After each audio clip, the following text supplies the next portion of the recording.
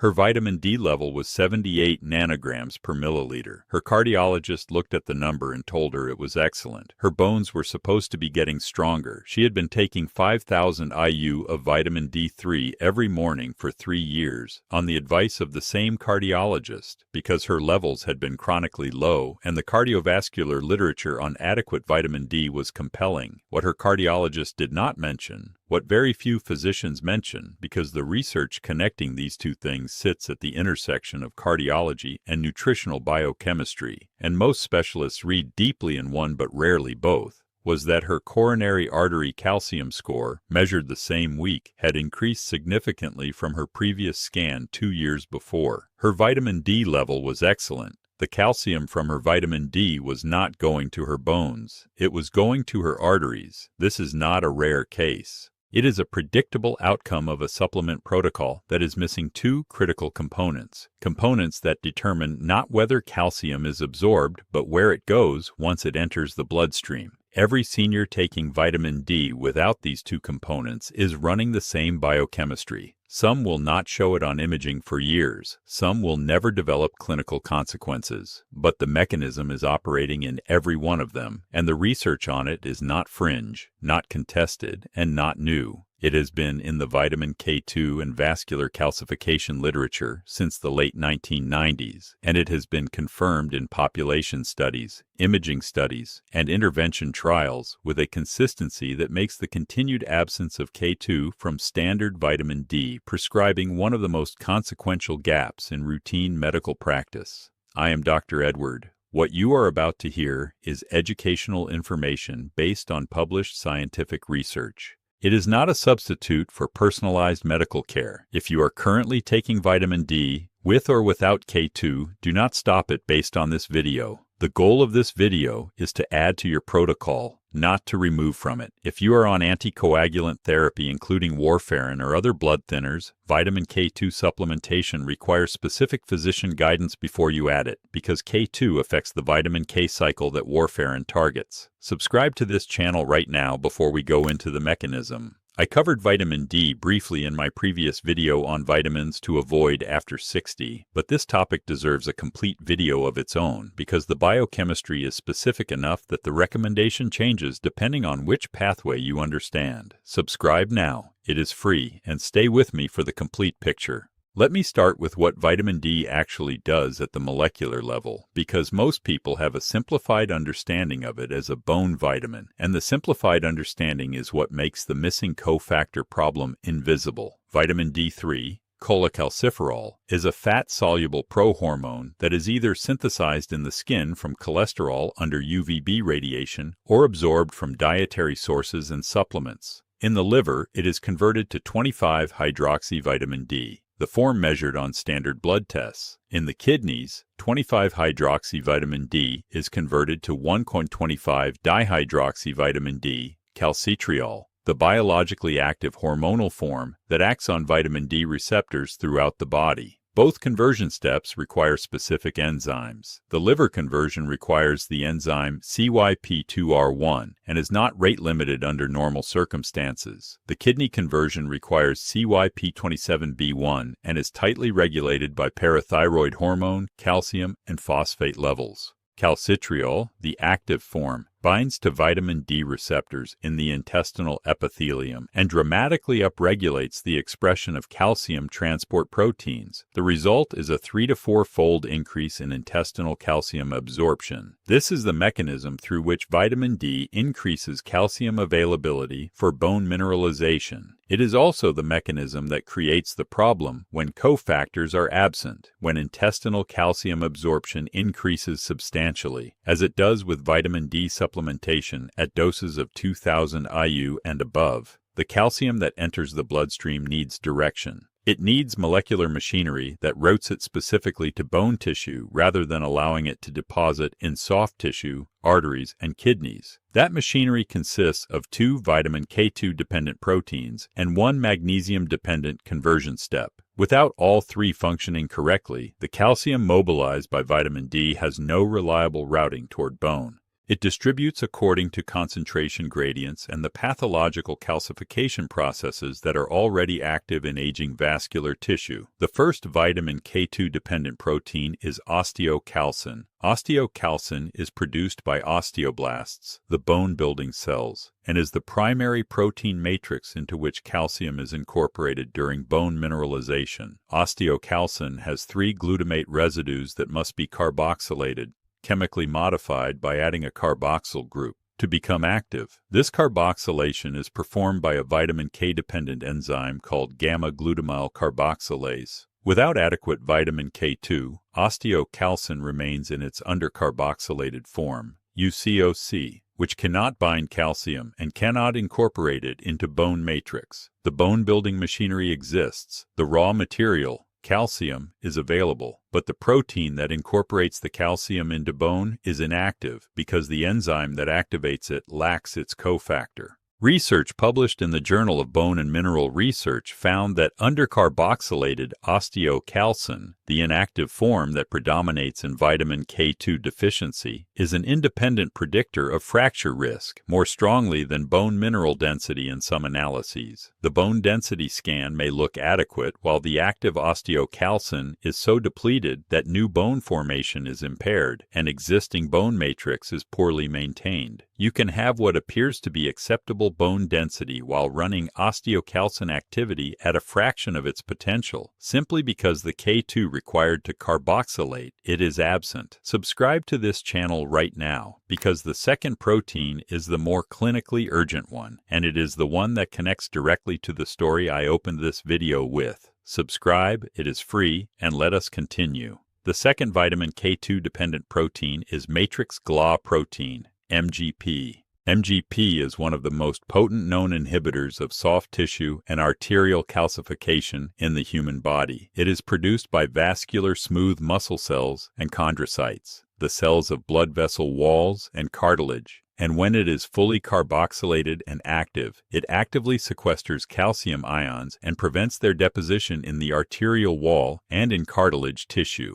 MGP is not passive. It does not simply fail to add calcium to soft tissue. It actively removes it and prevents its crystallization in locations where calcium should not be. Like osteocalcin, MGP requires vitamin K2-dependent carboxylation for activation. In the absence of adequate vitamin K2, MGP circulates in its undercarboxylated inactive form, UCMGP. Inactive MGP cannot sequester calcium from arterial walls. The vascular smooth muscle cells that produce it have lost their primary defense against calcification, and the calcium that vitamin D has mobilized into the bloodstream, calcium that is present at above physiological concentrations because supplementation has enhanced absorption, begins to deposit in precisely the arterial tissue that MGP normally protects. The clinical evidence for this mechanism is among the most compelling in cardiovascular nutrition research. A study published in the journal Atherosclerosis measured UCMGP levels, the inactive undercarboxylated form that accumulates when K2 is deficient, in patients undergoing coronary angiography. The patients with the highest UCMGP levels, indicating the greatest degree of functional K2 deficiency, had the most severe coronary artery calcification on imaging. The Rotterdam study, a large Dutch population cohort, found that higher dietary intake of vitamin K2, specifically the MK7 and MK4 forms, was associated with significantly reduced cardiovascular mortality and reduced aortic calcification, independent of other dietary factors. The Prospect study, examining over 16,000 Dutch women over 10 years, found that each 10 microgram increase in dietary vitamin K2 intake was associated with a 9% reduction in coronary heart disease events. These are not small studies in obscure journals. They are large population cohort studies in high-impact cardiovascular research publications, and they all point to the same conclusion. Functional vitamin K2 status, not just dietary intake, but the degree to which K2 is actually activating MGP and osteocalcin, is a major determinant of whether calcium goes to bone or to arteries. Now I want to address the form distinction, because vitamin K2 is not a single compound, and the form matters significantly for the population it benefits most. Vitamin K exists in two main forms. Vitamin K1, phylloquinone, is found in leafy green vegetables and is the form most commonly measured on blood tests and most commonly deficient in populations with low vegetable intake. K1 is primarily taken up by the liver, where it supports the clotting factor activation that is its most documented clinical role. K1 has limited distribution to peripheral tissues, arteries, bone, kidneys, and limited ability to activate the osteocalcin and MGP that those tissues depend on. Vitamin K2, menaquinone, exists in multiple forms designated by the length of their side chain, MK4 through MK13. MK4 is found in animal products including butter, eggs, and organ meats, and has a short half-life of approximately 1 to 2 hours in the blood. MK7, found in natto, a fermented soybean product, and in smaller amounts in fermented cheeses, has a half-life of approximately 3 days. This dramatically longer half-life means that MK7 achieves and maintains tissue saturation at much lower doses than MK4, and research has specifically demonstrated superior carboxylation of osteocalcin and MGP with MK7 supplementation compared to equivalent doses of MK4. The supplemental form with the strongest evidence for osteocalcin and MGP carboxylation in the context of vitamin D supplementation is MK7 at 100 to 200 micrograms per day. This dose, taken consistently, achieves tissue saturation of K2 sufficient to maintain full carboxylation of both proteins in most adults. The dose required may be higher in seniors with significant cardiovascular risk, who have years of uncontrolled vascular calcification already present. In these individuals, higher K2 doses under medical guidance may be appropriate. I also want to address the magnesium component separately because it operates through a different mechanism than K2, but is equally essential for the vitamin D pathway to function as intended. As I described in my magnesium video, the conversion of 25-hydroxyvitamin D to the active 1,25-dihydroxyvitamin D requires CYP27B1, a magnesium-dependent enzyme in the kidney. When magnesium is deficient, as it is in approximately 48% of Americans based on NHANES data, and at even higher rates in seniors, CYP27B1 runs at reduced efficiency. The blood level of 25-hydroxyvitamin D, the form measured on standard tests, may appear excellent at 60, 70, or 80 nanograms per milliliter. But if the kidney enzyme converting it to active vitamin D is magnesium limited, the tissue availability of the active hormone is substantially lower than the blood level suggests. This is the clinical explanation for a phenomenon that puzzles many physicians: patients supplementing aggressively with vitamin D, achieving high blood levels, and failing to show the expected improvements in bone density, immune function, or cardiovascular markers.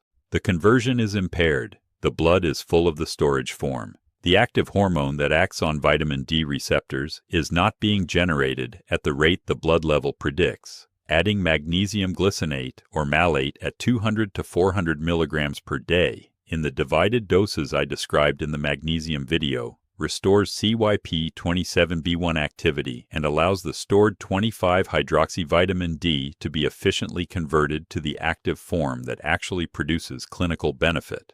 There is a third component I want to address that is less commonly discussed than K2 and magnesium, but that is relevant for seniors taking high-dose vitamin D: the relationship between vitamin D and zinc. Zinc is required for the nuclear vitamin D receptor to function correctly. The vitamin D receptor, VDR, is a nuclear receptor that, when activated by 1,25-dihydroxyvitamin D, binds to vitamin D response elements in the DNA and activates the genes that produce calcium transport proteins, immune regulatory proteins, and the other downstream effects of vitamin D signaling. This receptor requires zinc as a structural cofactor. Zinc finger domains are critical to the receptor's ability to bind DNA. In zinc deficiency, which affects an estimated 30% of older adults due to reduced dietary zinc intake and impaired absorption, VDR function is impaired even when both vitamin D levels and conversion are adequate. The hormone reaches the receptor, but the receptor cannot respond. The practical implication is that a complete vitamin D protocol for seniors should include assessment of zinc status alongside vitamin D, K2, and magnesium.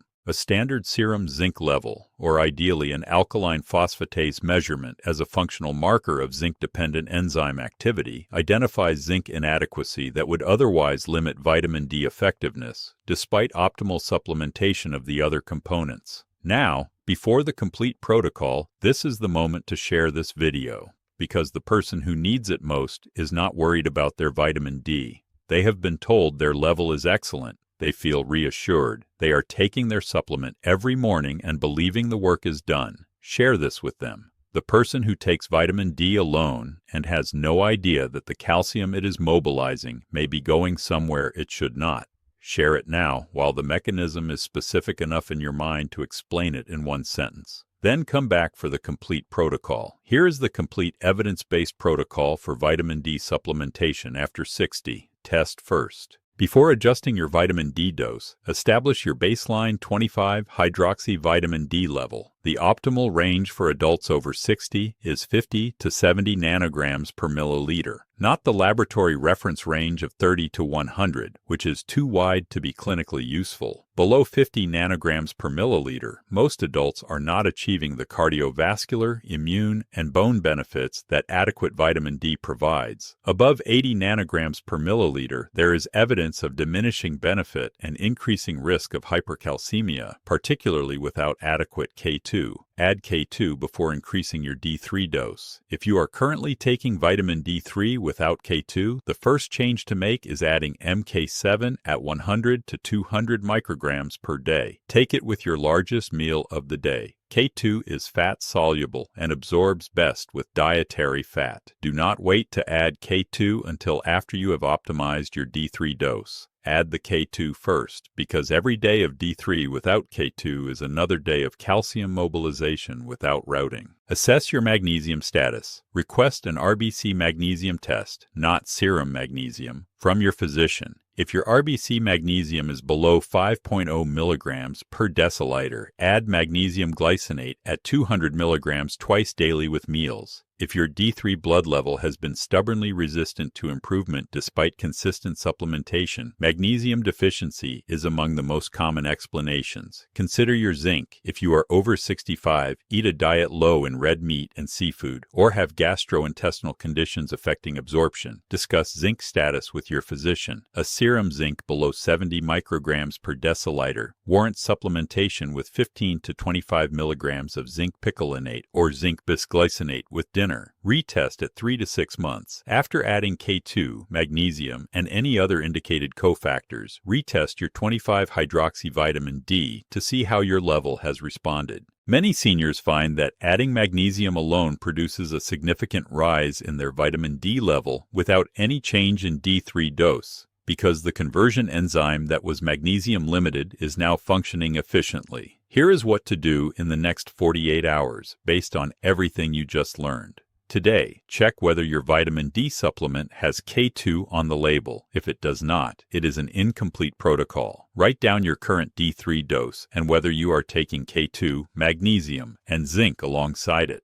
This week, call your physician and request a 25-hydroxy vitamin D blood test, an RBC magnesium, and a serum zinc if you have not had these tested in the past year. These three numbers together tell you exactly which components of the protocol you need to add or adjust. You now know that vitamin D is a pro-hormone that mobilizes calcium, and that the calcium it mobilizes needs a routing system to reach bone rather than arteries. That routing system requires vitamin K2 to activate osteocalcin and matrix Gley protein. It requires magnesium to convert 25-hydroxyvitamin D to its active form, and it requires zinc for the vitamin D receptor to respond to the active hormone once it arrives. A vitamin D level of 78 nanograms per milliliter means nothing about where the calcium is going. Only the cofactors determine that. Subscribe to this channel if you have not already. My next video covers the 5 supplements that the research most consistently supports for adults over 60. the complete positive protocol that complements the vitamins to avoid list I covered previously. Subscribe so it comes directly to you. I am Dr. Edward. Your vitamin D is only as good as what you take it with. Now you know what that is. I will see you in the next one.